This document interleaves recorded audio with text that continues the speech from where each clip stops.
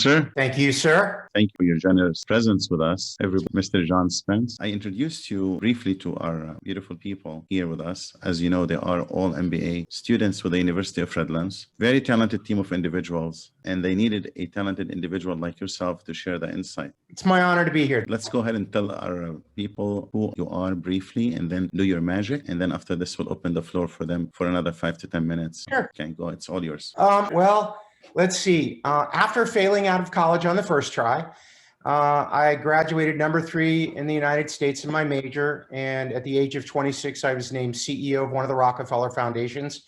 I was overseeing offices in 20 countries around the world, working for several billionaires. I did that for about 6 years. And I left to take over CEO of an international strategy consulting firm.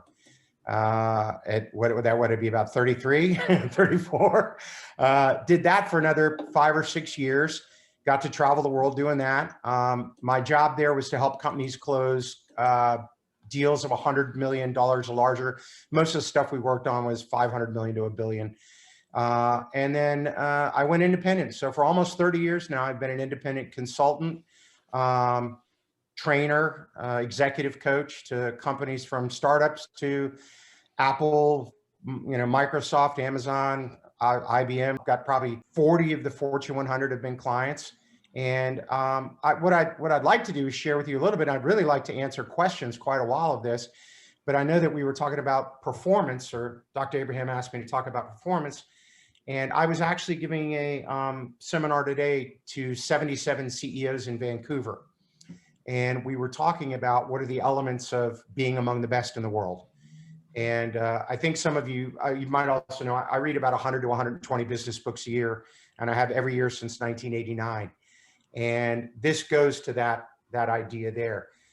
Years ago, I read a book called The Cambridge Handbook of Expertise and Expert Performance. It's a 997-page book written by experts about how to become an expert. So I'll save you the reading. They said there's 4 Ps. And I think if all of you apply this in your profession, as you move into business, you're going to find that this will be very, very helpful to you. So the first P is passion. It just stands to reason. If you don't really, really love something, you're not super excited about it, it's hard to become among the best in the world in it. And I'm talking top 1% in the world. And now I found out something interesting recently. I was doing some research on this. I thought that it was something that people were just like passionate about and wanted to do immediately. And I found out that actually some people are not passionate about something until they get into it and find out they're good at it. And they get a high level of self-efficacy and come to like the topic or the subject of the thing they're doing. I would have thought myself that it was something you say, since I was born, I wanted to be an entrepreneur or whatever it is. But it actually can be developed. I think that's fascinating. So the first one is passion.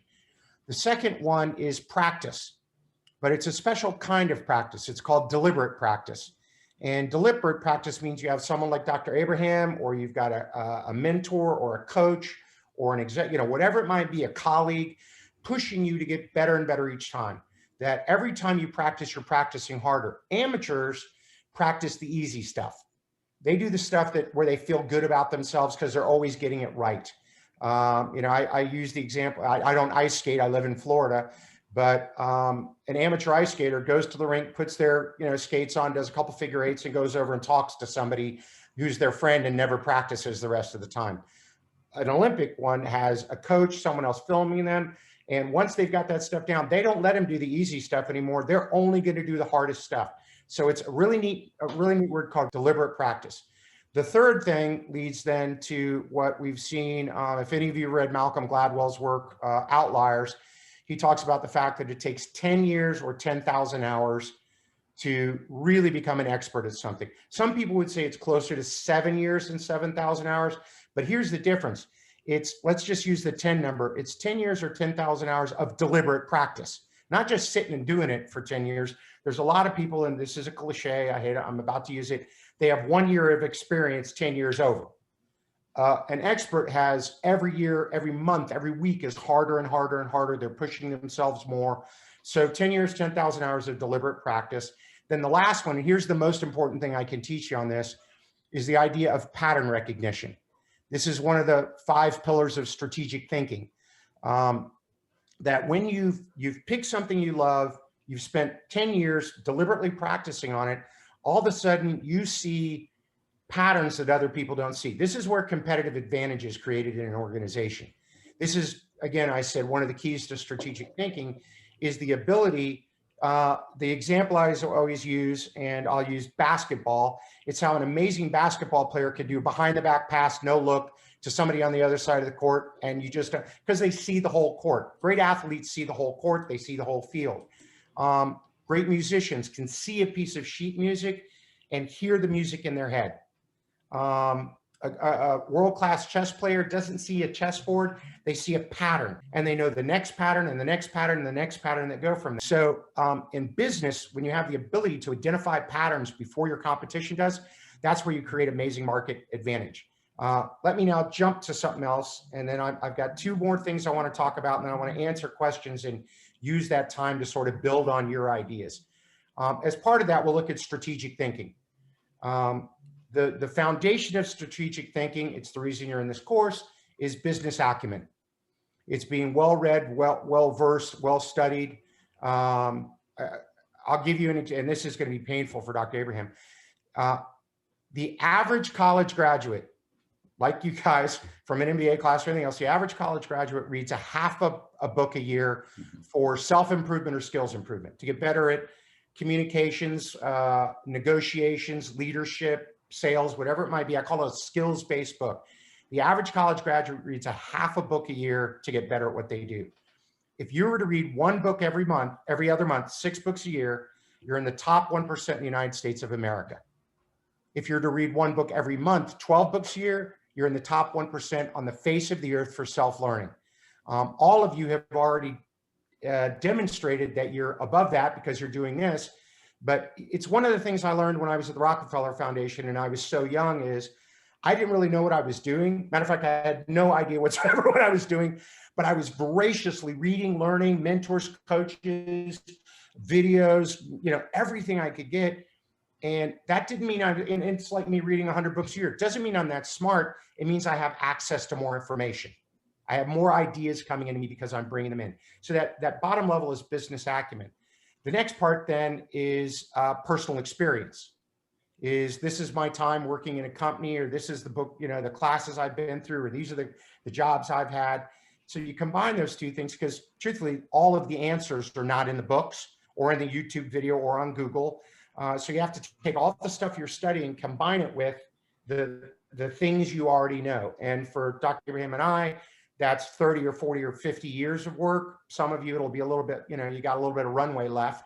That third one then, so we've got business acumen, personal experience. Number 3 is pattern recognition. People ask me all the time, like, John, you've read several hundred books on leadership. Doesn't it get redundant? And I go, yeah, and that's great because the redundancy shows me the pattern. If I read 2,000 pages on, I'm in the middle right now of studying resilience and how to have agility, AQ, adaptability quotient.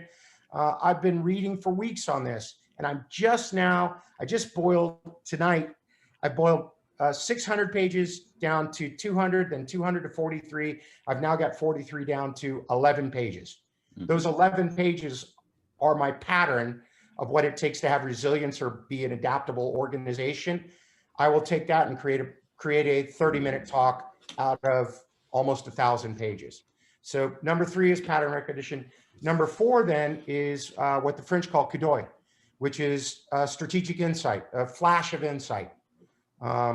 And you've put all those things, you've seen the pattern, you've done what I call the adjacent new. We've taken the experience, put the ideas together. I've seen the pattern. I've come up with a strategic insight.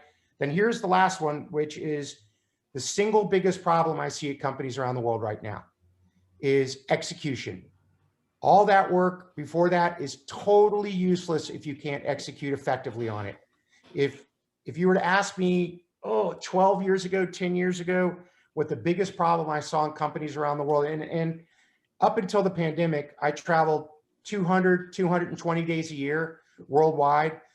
Since the pandemic, I've never even left my town. We could talk about that. It's been an unbelievable change in my industry and what I do. But you take all that and you put it together. And the biggest problem I saw is strategic execution. The first one was lack of listen to this carefully, a vivid, compelling, and well-communicated vision and strategy for growth. I would look at leadership teams, and the leadership team would talk about strategy all the time. They'd talk about, procedures, processes, all the things you're learning here. But if you went 2 levels down the organization, they had no idea what's going on. It was lack of that vivid, compelling, and well-communicated vision and strategy for growth. And the reason I keep saying that way, that comes from a massive Harvard study that is one of the best I've ever seen. If you ask me during the Great Recession, what the biggest problem I saw in companies worldwide was, it was lack of courageous communication. This is a huge problem right now with the pandemic. Same thing with the recession. People knew there were problems. They knew there were going to be issues, challenges. They'd have to lay people off or do things like this, or, shut down divisions or whatever it might be, but they didn't want to talk about it. They hoped it would go away, and hope is not a very good strategy. I'm doing a big class. I teach for Wharton, taught for Wharton this morning, and I teach for Wharton again tomorrow afternoon. And the big idea now with leadership, with pandemic, it's always been a big idea, is transparency. Transparency, authenticity, and vulnerability. Those are what people are really looking for from their leaders right now. And then now, the biggest problem I see in companies around the world, the other 2 are still problems, is lack of accountability and execution. Like Dr. Abraham, I teach at a lot of places. I work with a lot of companies. I work with a lot of executive teams.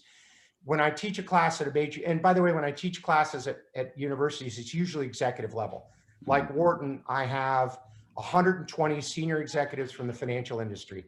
If you're not running a $3 or $4 or $5 billion company, you can't even get into class. That's not me. That's the program I teach in.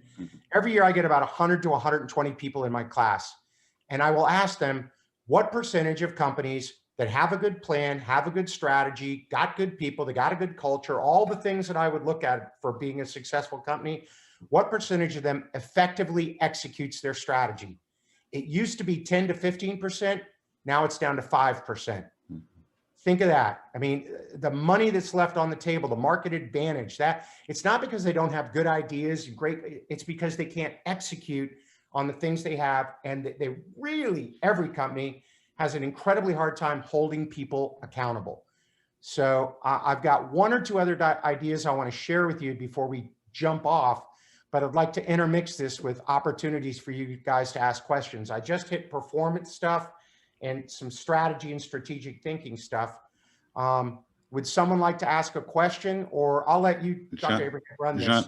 John, let me, before I open it to talented team, I'm going to ask you 3 questions probably together. So this way you can answer me, and then we'll open it to the floor. Well, I hope a session like this and a gathering like this will have a sister relationship between Wharton and the University of Redlands. And that's a hope that we can put together, just an observation. The first question, what happens when you find a pattern? What's the next step? The second question, when do you find time or manage your time to read 100 books a year?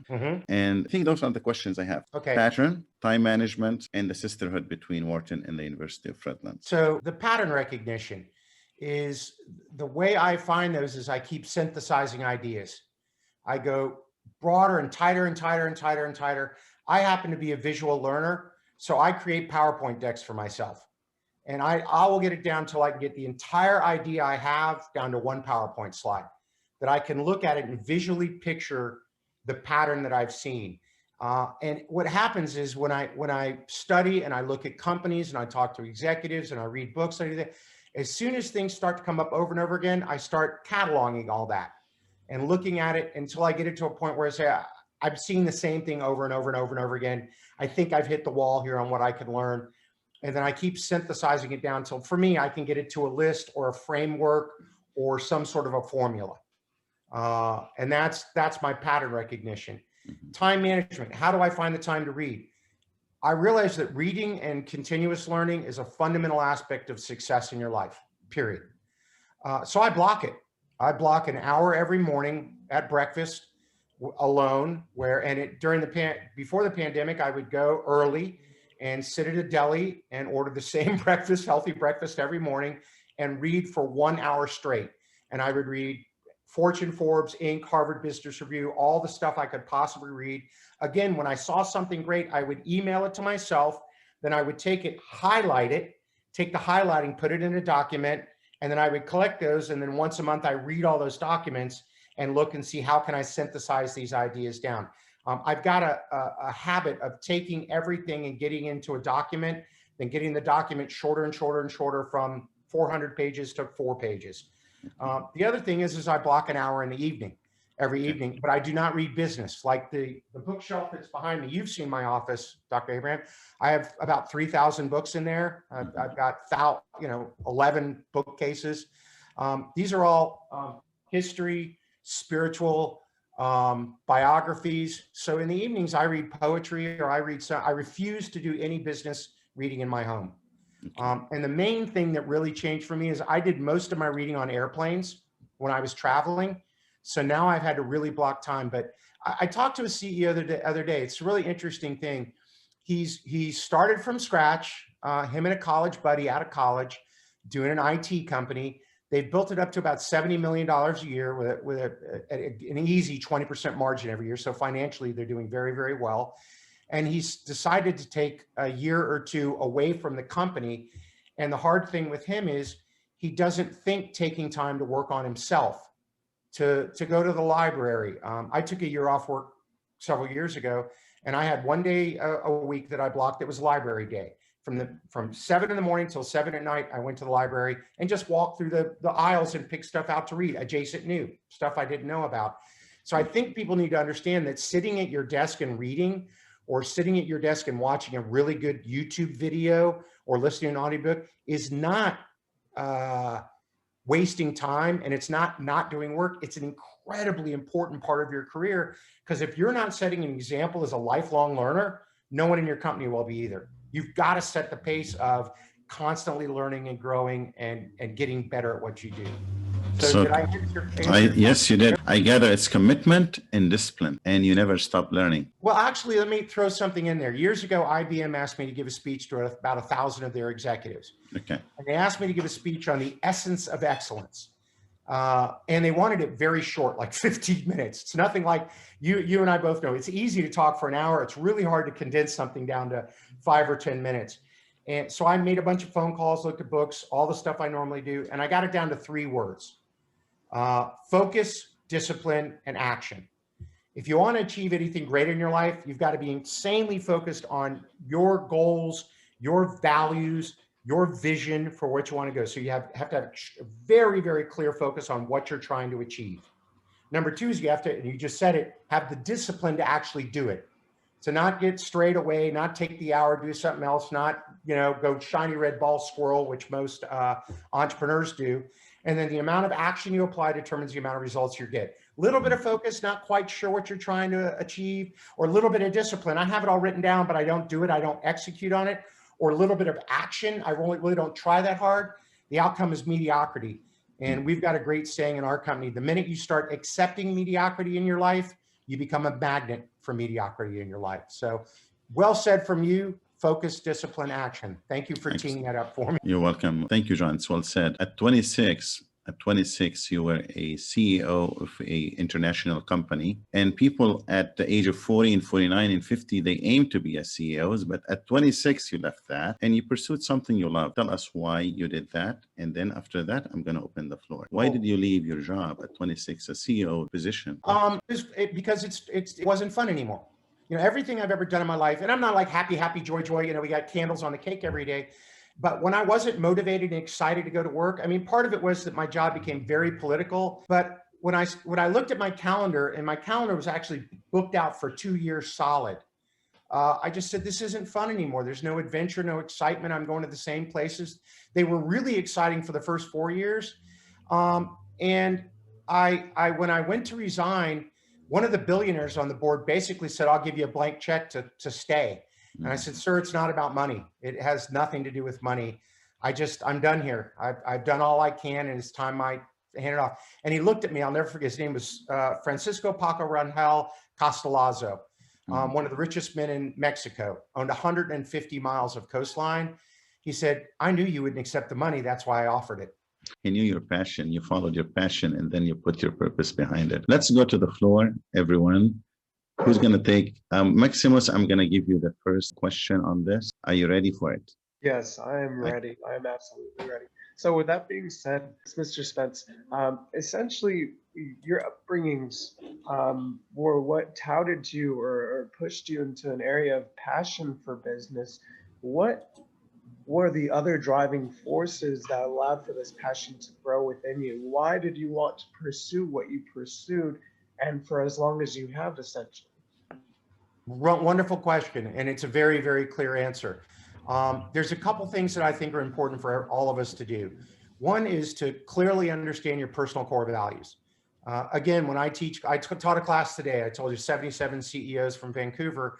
Part of the class was on self-leadership, and I asked of them, how many of you have currently have a written list of your personal core values that you use to live your life by on a daily basis and to make all the major decisions in your life? Out of 77, it was 3. And I've seen that pattern over and over again. So part of it was I had really clear values about what I wanted to do in my life. The other thing is I have a very clear purpose in my life. It took me a while to discover it, but when I left being a CEO and went into my own work, my purpose in my life is to help people and businesses be more successful. So when I get up there, and I will never retire. I love what I do. Luckily, it's a very, very good business and I get, do well. But if I got paid nothing, I'd still do it. Ask my wife, who's my business partner. She knows that I would do it for free. But it's what I'm here for. And I love it. And the main thing is I love to help people. The interesting thing is, and let me go back. The reason that happened is I used to drive through towns and cities around the world, and I'd see businesses that had closed, gone out of business, this, that, and the other. And I realized that's somebody's family business. They invested their life savings in that. Their family work for them, or the local people work for them, or whatever. There's and when somebody makes a mistake and runs that business into the ground, not because they're not a good person, but just because they don't really understand the fundamentals of running a great company, it literally hurt my feelings. It gave me a pain in the pit of my stomach. So the thing that keeps driving me is the fact that I kind of see myself as someone that wears this giant key ring, and I meet people trying to run companies that have a lock they can't get through. Mm-hmm. And I'm the one that has the key, and I can open the door and say, here, go to the next level. So I've dedicated my life to doing that. And every day I get up and it's fun. And as Dr. Abraham said, if it ever stops not being fun, I'll do something else. But that's been the driving force of my life since I was, 26 when I took over the company. And I one of the things you guys will learn, there's 2 things being a CEO. You'll love this. Number 1 is a thing called imposter syndrome. It does not matter how good you are. You will lay awake at night and think to yourself, I wonder when everyone's going to figure out I have no idea what the hell I'm doing. I coach CEOs of multi-billion-dollar companies that confide in me. I don't know what I'm doing. I'm just making this up every day when I get to work. And I go, all of us are. Everybody had a first day at work. So imposter syndrome is natural, and you will have it for the rest of your life. I get nervous talking to you guys. I mean, I'm sweating, I'm nervous because I have why are they listening to me? I don't know anything. Because you're John Spence, that's why. No. Now, the takeaway, guys, is you defy the other traditions of telling you follow your passion. The takeaway we get from John here is first find a purpose, especially you are becoming the purposeful leader of tomorrow. Find a purpose and then put your passion behind it. And that's what you see with John, the passion behind the purpose he had how many years back. Find a purpose in life and put your passion behind it. Let's go with another question. Yeah, I got one. What's the question? Okay. Yeah, I do have one. And so things have changed quite dramatically throughout the years. I mean, you would know more so than I. Business, culture, et cetera. Being a CEO at 26 is very seldom heard of. Yeah. So how does someone with higher management ambitions achieve sky-high goals? Traveling and helping out with $500 million plus dollar projects and deals sounds extremely appealing. So where are those options available? Are they even out there? Right? I mean, they're out there. Trust me, they're hard to find. I was lucky because when at the age I was at, I had, as I said, again, failing out of college, I graduated pretty high. The interesting thing is, and I'll do this real quickly, when I graduated, I did not send out any resumes. I had built, and I'm going to explain this in a minute, but I built a great network, and I sent out letters to my network saying, I've won these awards, I'm doing this stuff, I'm looking for a job in this general area. I won't go into a lot of detail. I got 11 job offers, and when the Rockefeller sent me that note, I did not send my resume. I sent a 26-page proposal of what I would do if they hired me. I looked at their competition, their market, their growth, all of their advertising, everything I get off every bit of research I could do. I took it like it was a final exam, not just for a class, but for my entire college career. And I had graphs and charts, and I had a thing of 100 recommendations that I said, if I'm hired, I think these things will help. I don't know your company real well, but this is what I think will help. And when I went to meet with Mr. Rockefeller in his private apartment with a helicopter on top of it, he asked me 2 questions. When do you want to start and how much do you want to make? I've never seen anybody do the research you did. So and now I'm going to answer your question very clearly. Friend of mine, Tim Sanders, wrote a great book. You can read it if you want to, called Love is the Killer App. But he said there's 3 things it takes to build a world-class career. And I think he's just spot on this. K, N, and L. The K stands for knowledge. You've got to be really, really good at something that's highly valuable in the marketplace. You got to have skills, ideas, expertise, information, whatever it might be, but you have to have something that people are more than happy to pay for. And I'm not driven by money, but I do have a phrase for this as a consultant. The bigger the problem, the bigger the paycheck. If I'm helping people with $50,000 problems, the pay is not very, very good. If I'm helping people with 50 million or $500 million problems, the paycheck gets a little bit better. So knowledge that's highly valuable in the marketplace. The N stands for network. A lot of the right people need to know that about you. And when I say right people, it's what I call hubs. They're people that by the nature of who they are, like Dr. Abraham or I or other people, if I'm really, really impressed with something that's highly valuable, I don't tell 2 or 3 people, I tell 200 or 300 or 2,000 or 3,000. I'll give you a quick example on that. When I wrote my first book, Awesomely Simple, not plugging it, it was number 1131 on the bestsellers list on Amazon. Then Guy Kawasaki, who most of you probably know who he is, the former marketing director of Apple.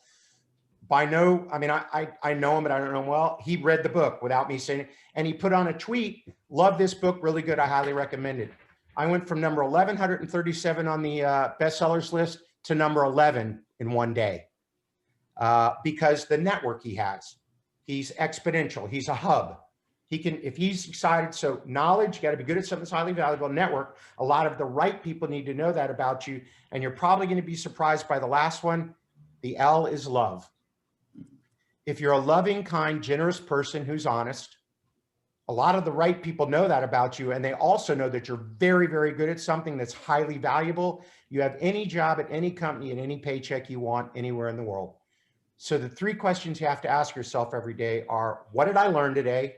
Who did I meet today? And did I live my values today? Was I a loving, kind, honest person of integrity? If every day you're working on those 3 things, I promise you, Luke, that you will put yourself in a position. And maybe, I got lucky. There was a lot of luck and skill and everything involved. And I had spent 4 or 5 years setting myself up for that job. But if you continually focus on those 3 things, I promise you that you will set yourself up for success in whatever you want. Did that help, Luke? Absolutely. Appreciate it. My pleasure, sir. Beautiful, beautiful. Let's go with 3 more questions. I had a question. Question related to mentorship that you mentioned earlier. That was a big part of what your early development, and I was wondering if you could speak to what that process was like for you, and then what would be some things to acquire that. Is that an organic process? Is that something you sought out? Did it happen? If you could speak to those 2 concepts related to mentorship. Yeah. So really great mentors. Yeah, sure. Great question, Christopher. In the beginning, it's books and tapes and videos and YouTube. The neatest thing about this is you can have the smartest people on the face of the earth mentor you for free. People, and Dr. Abraham and I know a guy named Oleg Konovalov in Russia, in Moscow. Genius, brilliant.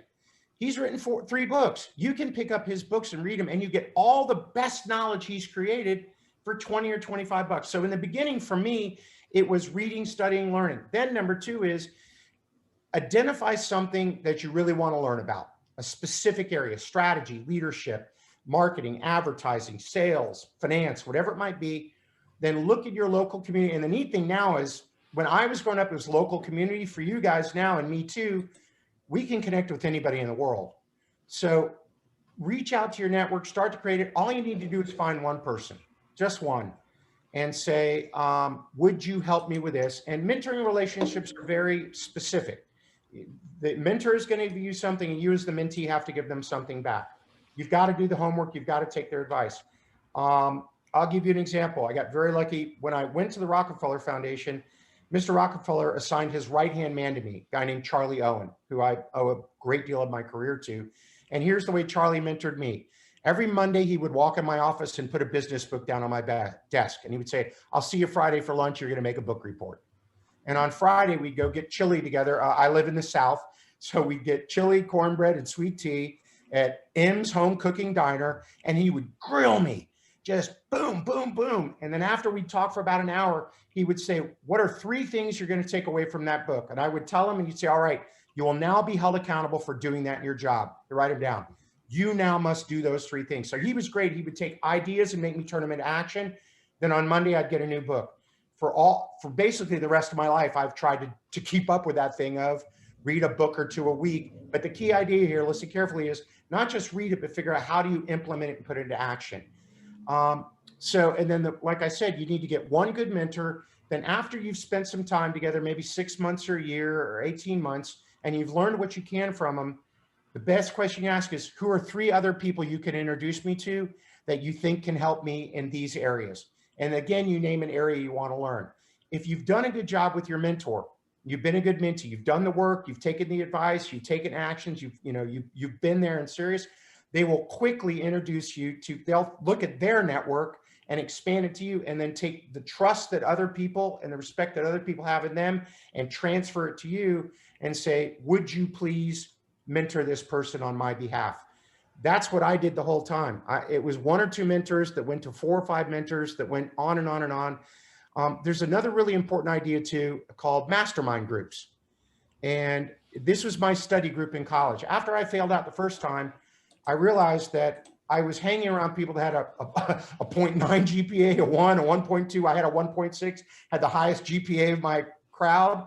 When I went the second time, I made sure that everybody in my study group had a 3.8 GPA or higher, which allowed me to graduate basically with a 4.0.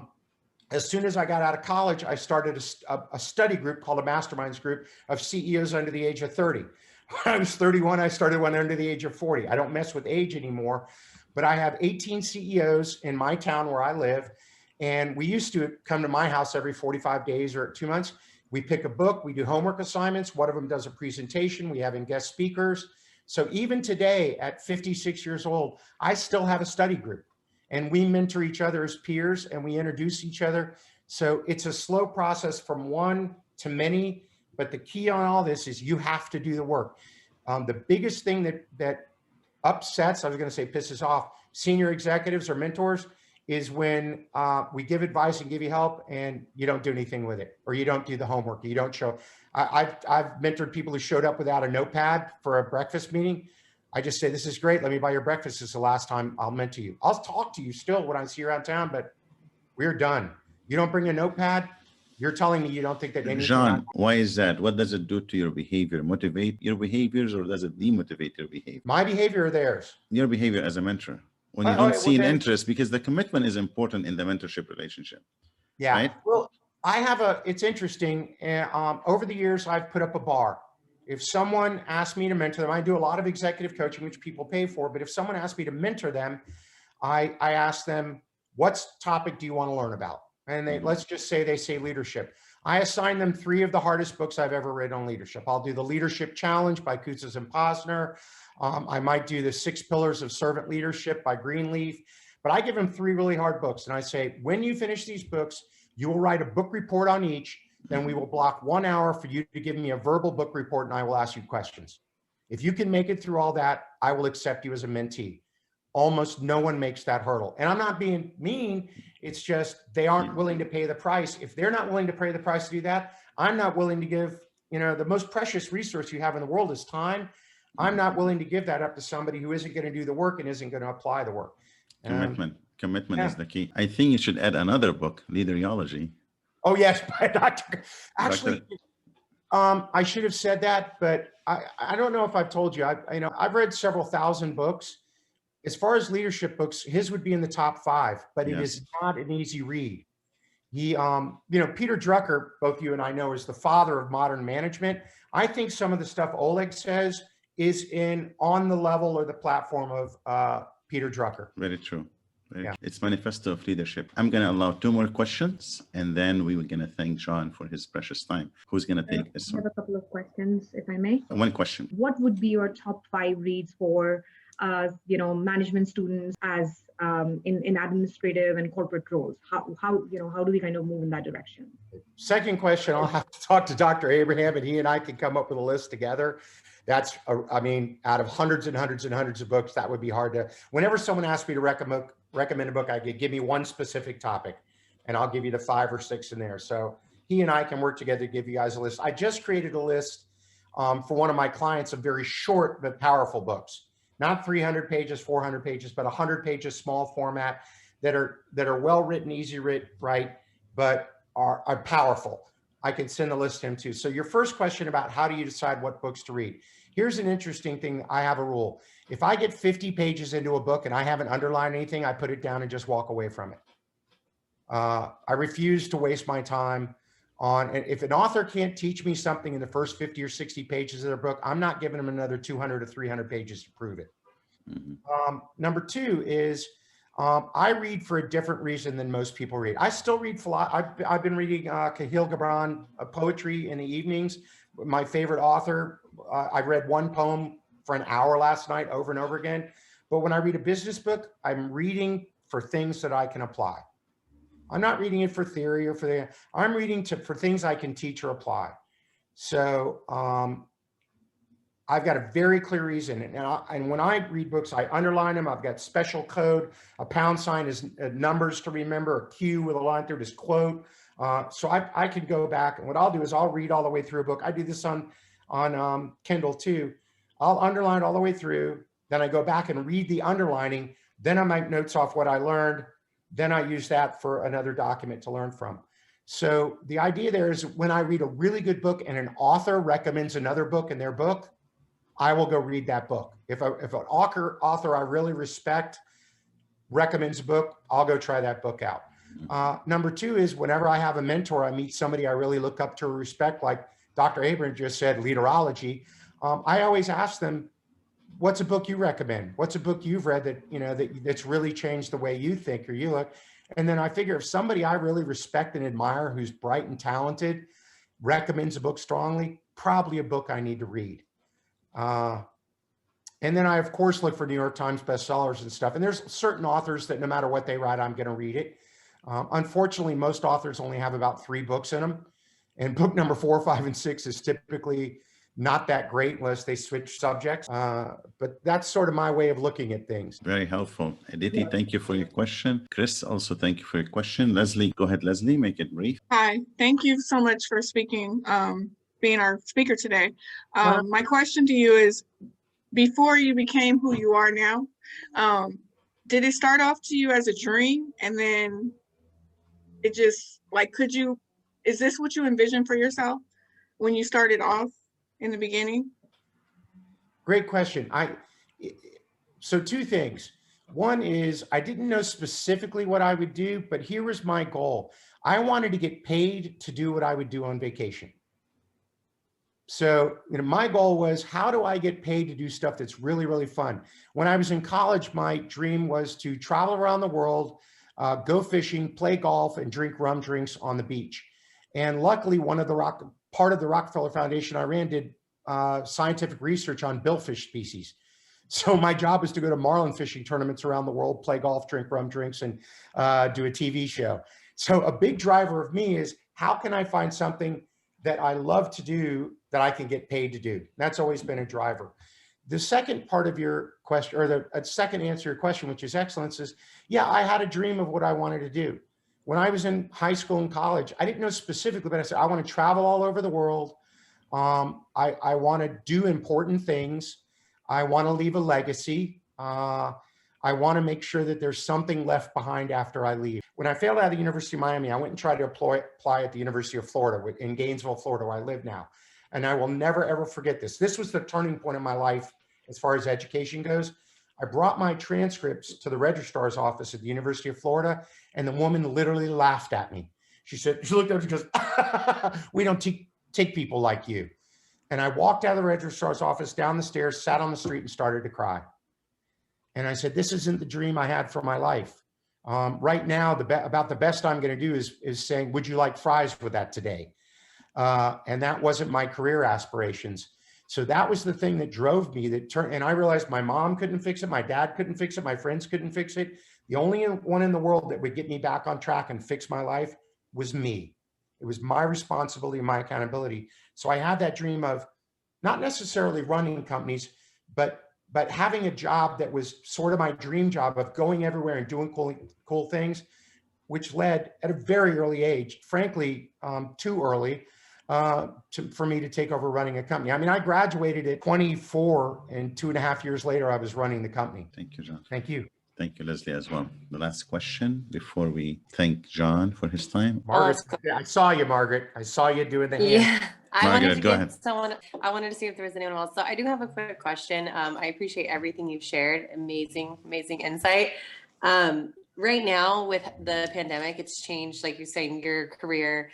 And you talked about people with passion, and if they put their passion and everything into a company, specifically right now, obviously, if it's food and beverage, and they feel like they're going to lose it because of the pandemic, something out of their control, what have you told those people? What have you shared with them? Because if they feel like it's almost like the end for them, but like, what do you tell them? And I'm coaching people like that. I've got friends and colleagues that I work with for years, clients, coaches, buddies. And I can think of one in Canada who had a very successful company, run it for 25 years, had 400 employees, was doing a couple $100 million a year in business. And his business, much like you said, was producing fresh food, produce, chopping and producing fresh produce for schools and corporate cafeterias. In one day, 90% of his business disappeared. He had to lay off 350 people. And this is the thing, and Margaret, I'm going to do exactly what I do to them. I go, look at me carefully. We're on Eileen, I go, it's not your fault.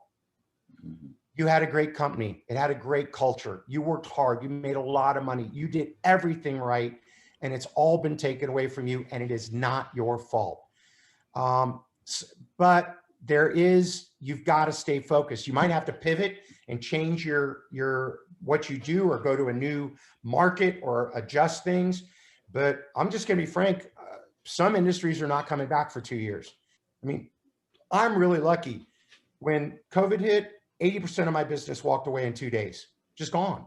I mean, I spent a lot of time giving speeches to groups of 1,000, 3,000, 10,000, 20,000 people. I had speeches booked all over the world, all of it canceled in one day. I was able to do a lot of executive coaching and other things, and it's all come back. So the answer there is some industries are going to be hurt for years, and it's not their fault. There's nothing you can do about it. You can pivot as much as you want, but I had a person today on my call that was an events planner.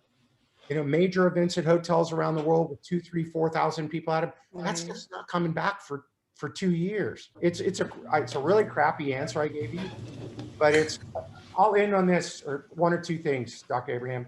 An interesting and important part of your life. I'm going to explain two things quickly. One is a thing called your explanatory style. And your explanatory style is based on either, listen to this, learned pessimism or learned optimism. The key word there is learned. You're not born a pessimist or an optimist, you learn to be it. And here's what your explanatory style, it's on 3 levels: permanence, pervasiveness, and personalization. Permanence, pervasiveness, personalization. Permanence, this is going to affect me forever. My career is wiped out forever. My business is gone forever. Pervasiveness, this is going to mess up all parts of my life. Everything's bad now. And personalization, it's my fault. I'm the victim. I caused this, or somebody else are doing this to me, and I'm the victim. That's the learned pessimism. The learned optimism is, this isn't that bad. You know, it will go away, like the pandemic. It's not going to last forever. I can compartmentalize it. Pervasive, it's going to mess up this part of my life real bad, but all this other stuff here, I'm grateful for. This is good. I've got my health. I've got my family. I got everything. I'm going to be okay. And then personalization. And here's the big one, which is the last one I'll leave you with. And I teach a lot of my coachees, which is an interesting word, coachees. This is, I'm going to take responsibility of stuff that I did, and I'm going to let go of everything I didn't. One of the biggest things I teach people right now is, in your life, look at the stuff you can control. And that list is finite, manageable. There's only 5 or 6 or 7 things that you can actually control in your life.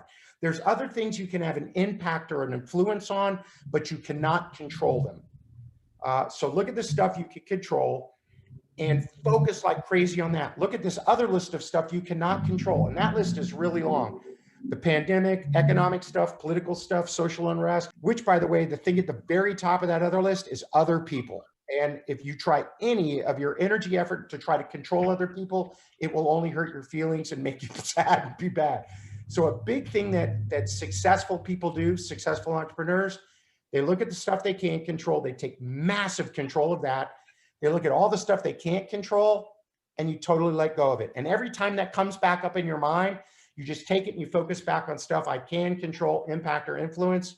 People that are unsuccessful spend all their time looking at stuff they can't control, and they look at permanence, pervasiveness, and personalization in a negative way. Entrepreneurs, successful people do the other side of the coin. Did that help? Yes, thank you so much. Excellent. Do you know what, John, this is beautiful. Do you know what I heard in the last one? Prioritize, prioritize, prioritize, and prioritize serving people. Other people, to us, purposeful leaders, is to serve others. So prioritize your objectives, but make it about others.